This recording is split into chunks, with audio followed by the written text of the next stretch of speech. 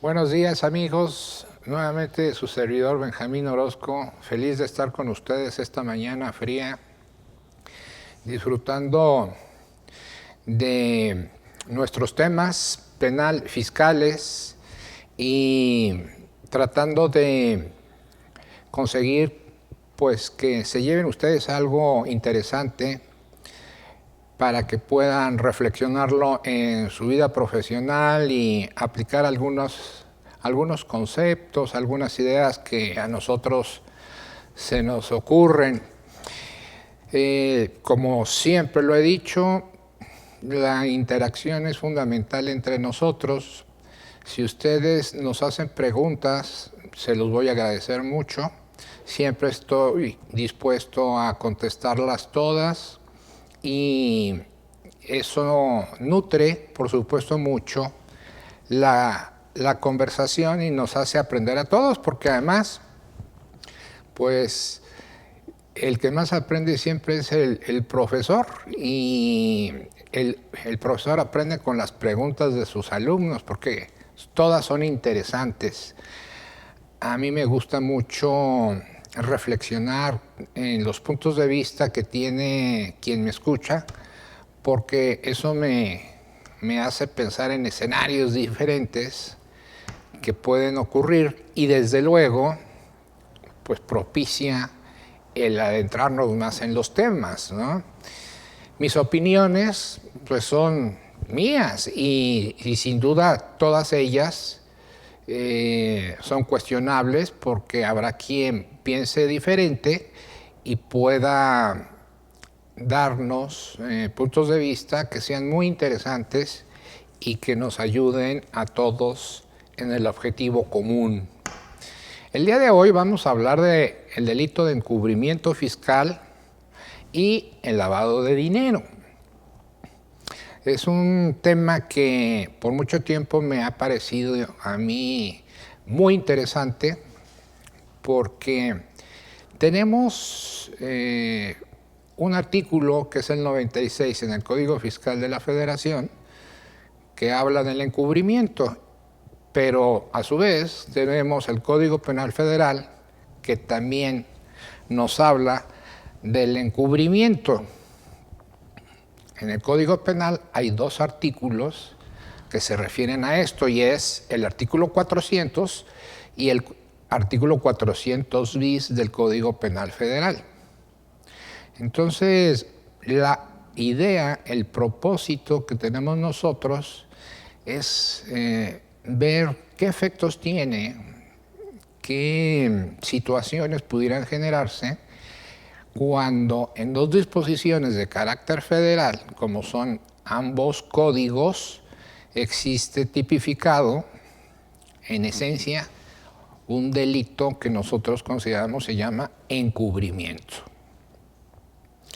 Encubrir, pues creo que lo sabemos todos desde que éramos niños, tenemos un concepto generalizado de encubrir, desde que yo recuerdo cuando era niño, pues si un hermano hacía una maldad, buscaba que sus demás hermanos lo encubrieran y que no le dijeran a sus papás, eso lo sabemos todos, y sin duda crecimos con ese concepto.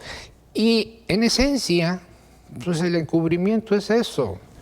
Por supuesto, llevado a un escenario profesional en donde se presentan situaciones en la vida real, pues se vuelve un concepto técnico. Pero la idea básica de encubrir, pues la conocemos todos. Entonces, con ese propósito, quiero yo hablarles del encubrimiento en términos generales, adentrarnos en esa parte y quizá para la segunda parte de de la tarea que tenemos el día de hoy, hablar específicamente también del encubrimiento en el Código Penal Federal. Y luego sacar una conclusión que nos lleva a reflexionar sobre cómo interactúan ambos encubrimientos, tanto el que está en el Código Fiscal como el que está en el Código Penal Federal. Al mismo tiempo, nos da la oportunidad de hablar del delito de operaciones con recursos de procedencia ilícita, un tema que nunca he tratado aquí en CADEFI, pero que es apasionante y que está muy vinculado al tema de los delitos fiscales. Creo que tampoco nos queda duda de que delitos fiscales de encubrimiento o lavado de dinero son temas muy relacionados, están muy vinculados. La propia ley los vincula y lo vemos cotidianamente en las noticias. Generalmente cuando hay alguna persona acusada por el delito, por ejemplo, de defraudación fiscal, simultáneamente, a la vez, la acusan del delito de operaciones con recursos de procedencia ilícita, donde existen muchísimos mitos, donde existen en este delito de lavado de dinero muchas imprecisiones y donde nos vamos a dar cuenta, nos enfrentamos a un tipo penal verdaderamente complejo. El lavado de dinero en el 400 bis, desde su propia tipificación, ofrece problemas técnico-jurídicos muy graves, pero además es un tipo penal donde se cruzan problemas de carácter social y económico, porque la trascendencia que tiene esa conducta tiene efectos sociales, tiene efectos económicos y desde luego grandes efectos jurídicos. Por lo mismo, siempre he creído que el delito por excelencia, ese monstruo de 7 cabezas que es el lavado de dinero, pues es el delito más complejo que tenemos hasta el día de hoy. Un tipo penal que se ha tratado de combatir, o una conducta que se ha tratado de combatir en todo el mundo, y donde han surgido organismos internacionales que han enfrentado esa problemática. Así tenemos el Grupo de Acción Financiera GAFI, que sin lugar a dudas es una organización internacional que se ha ocupado mucho del tema del lavado de dinero, porque le preocupa la economía de todas las naciones y del mundo entero. Es decir, el lavado de dinero es como un cáncer. Es un cáncer que sin duda afecta la vida económica de los países y se va generalizando, tiene metástasis. Entonces puede en un momento dado generar una parálisis a nivel global enorme. Cuando dije hace un momento que tiene consecuencias económicas y sociales, pues también tiene consecuencias políticas, porque muchos países se financian con el lavado de dinero.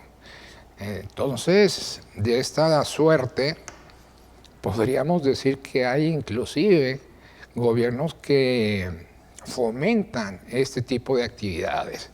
Por eso la lucha contra el lavado de dinero se ha vuelto interminable y los avances que hemos tenido en los últimos 20 años sobre el lavado de dinero, francamente son pocos, son escasos. Y voy a citar también al rato algunas opiniones sobre el tema de qué tanto se combate el lavado de dinero en nuestro país, porque va a ser muy interesante la reflexión. Y cuando yo haga esa cita, que es un poco extensa, no lo voy a hacer con la intención de que ustedes piensen que yo fomento o que diga que el lavado de dinero pues, es una actividad que se persigue con poca eficiencia y que por eso podemos ser lavadores de dinero, todo lo contrario, ¿no?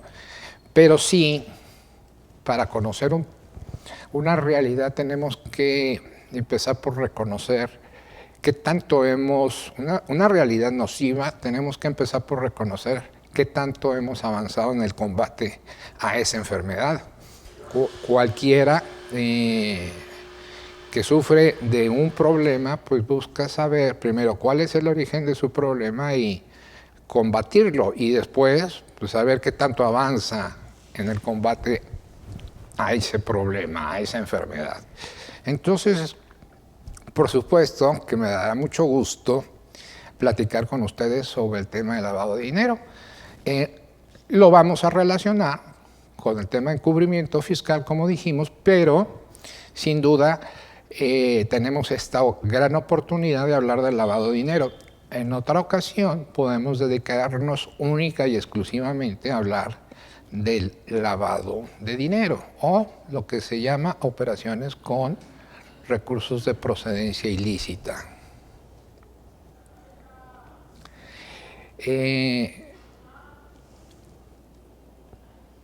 Voy a empezar por dar conceptos generales del delito de encubrimiento. Les pido que tengan paciencia, sé que ustedes quieren que inmediatamente abordemos el vínculo con la parte fiscal, pero como todo tema necesitamos hablar primero del antecedente y entender ese antecedente para después abordar el punto específico al que queremos llegar. Entonces, por lo mismo, ubíquense solamente en este momento en lo que es el delito de encubrimiento y daremos algunas ideas, algunos conceptos que nos van a ir empezando a calentar los motores para adentrarnos. Hay una tesis una tesis profesional de un abogado que se llama Salvador Mora Ortiz, y cito la fuente, y tengo que citar las fuentes porque ustedes saben que nosotros tenemos la obligación ética y legal de citar siempre las fuentes que mencionamos cuando escribimos o damos una conferencia, porque estamos obligados a hacerlo y nunca podemos tomar y apropiarnos de las ideas de otra persona. Si eso se hace, pues es un plagio, ¿no? Ha habido inclusive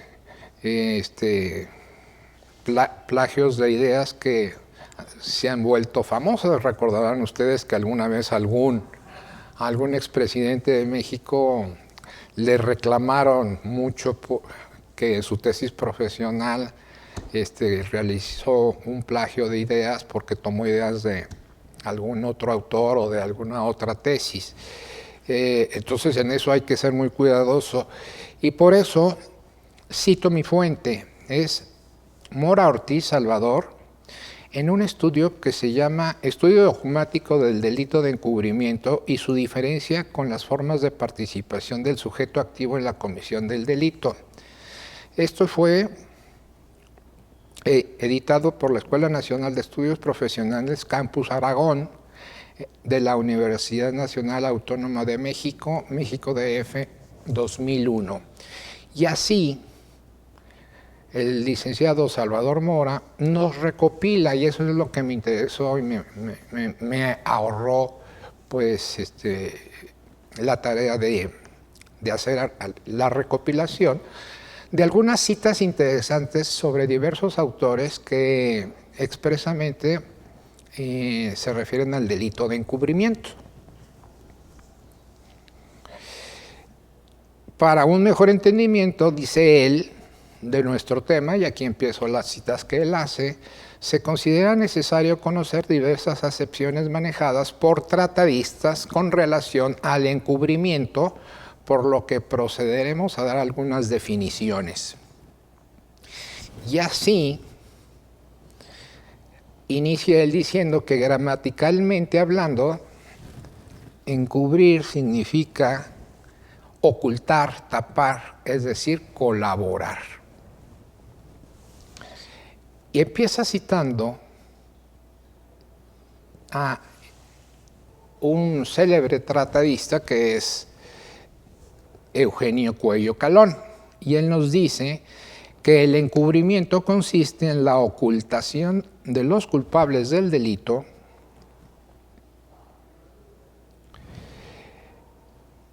o del cuerpo o de los efectos de éste o de los instrumentos con que se cometió o el de sus huellas, con el fin de eludir la acción de la justicia o en auxiliar a los delincuentes para que se aprovechen de los efectos del delito o de las ventajas económicas que éste les hubiera proporcionado o en aprovecharse el propio encubridor de aquellos beneficios.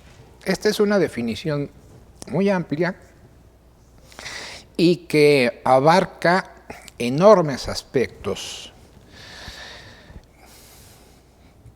Repasando estas palabras, esta definición, lo primero que veremos es que se trata de una ocultación, como el niño que encubre o oculta lo que su hermano hizo, ¿no? Ocultación de los culpables del delito. El encubrimiento no solamente va dirigido a lo que es el producto o consecuencia del delito, sino al responsable mismo del delito. Es la ocultación de los culpables del delito. Ustedes, por ejemplo, saben que pues, un delincuente fiscal, pues muchas veces busca la colaboración de otras personas para ocultar el delito fiscal que ha cometido. Y luego agrega la definición o del cuerpo o de los efectos de este. Se refiere, por supuesto, cuando dice de los efectos, pues evidentemente a la ganancia o el producto que pudo haber obtenido por la comisión de ese delito. Ustedes saben que los delitos fiscales están divididos en dos grupos. Aquellos que tipifican conductas por el simple hecho de omitir obligaciones formales. Por ejemplo, el no inscribirse en el Registro Federal de Contribuyentes, el no dar aviso de un cambio de domicilio, en fin, son obligaciones formales que no atentan contra el patrimonio del fisco federal, pero que la ley y el código las ha tipificado. Pero hay otros delitos que sí producen efectos porque atentan contra el patrimonio del fisco federal. Y el caso típico pues, es la defraudación fiscal, donde ahí la afectación económica al fisco es evidente. Entonces, el autor dice o del cuerpo o de los efectos de este o de los instrumentos con que se cometió. Los instrumentos con los que se cometió un delito, en otro tipo de delitos es muy fácil de identificar. Por ejemplo, pues un arma de fuego es un instrumento con el cual se puede cometer un delito. En un delito fiscal, como que resulta un poco más confuso poder identificar qué instrumentos pueden ser utilizados para cometer un delito, pero pues dado que ahora todo es tecnológico, pues, los instrumentos pueden ser las mismas máquinas, ¿no? Que además las máquinas computadoras pues guardan, almacenan una cantidad de información y que dejan huella, por supuesto. Entonces podría ser en todo caso, en un momento dado, un instrumento con el que se cometió el delito o de sus huellas. Pues cuando se cometió un delito de naturaleza fiscal y se utilizan medios electrónicos, pues pueden quedar huellas en los sistemas, en en las memorias de las computadoras, pues huellas de esa comisión de ese delito. Por eso resulta interesante en una investigación, y lo comentaré un poco más adelante, también cómo debería la autoridad fiscal hacerse de elementos, datos de prueba, de instrumentos, vuelvo a repetir, que puedan acreditar de alguna manera que se ha cometido un delito fiscal.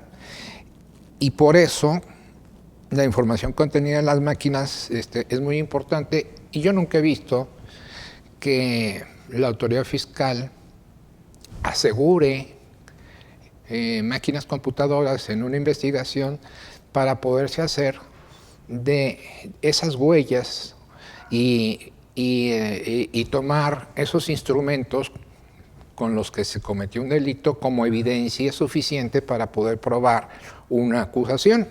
Pero en fin, y luego dice, con el fin de eludir la acción de la justicia o en auxiliar a los delincuentes para que se aprovechen de los efectos del delito. Esta es una de las partes más importantes, auxiliar a los delincuentes para que se aprovechen de los efectos del delito. En un delito como la defraudación fiscal, pues evidentemente que el efecto del delito fiscal de defraudación pues es dinero, como siempre, y el encubridor tratará de encubrir al autor del delito fiscal en aquellos dineros que fueron defraudados al fisco federal.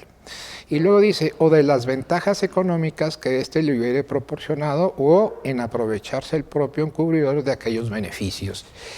Y aquí se agrega finalmente un elemento más en la definición, que es el encubridor busca aprovecharse y buscar un beneficio propio. Aprovecharse el propio encubridor de aquellos beneficios. Es decir, sacar ventaja económica. Yo no cometí el delito, pero me interesa sacar una ventaja económica.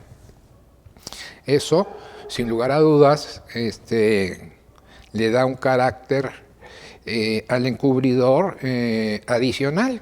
Él también busca una tajada en todo esto. Hay otra definición de Castellanos que dice, Castellanos considera encubridor a los que intervienen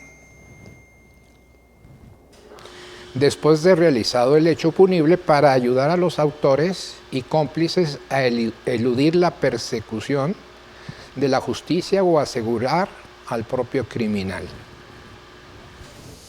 Castellanos, pues, nos da una definición más corta, pero interesante también, porque dice a los que intervienen después de realizado el hecho punible.